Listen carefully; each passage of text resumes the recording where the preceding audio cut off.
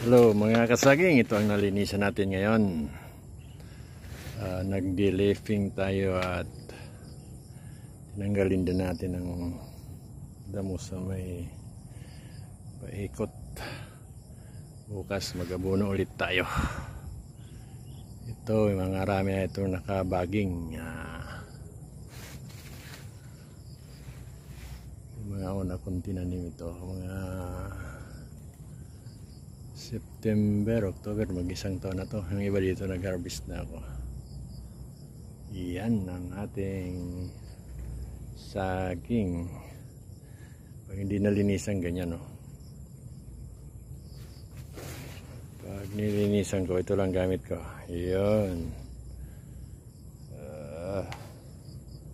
Bago mag-abono, maglinis-linis muna, although hindi masyado malinis, pero okay na yan.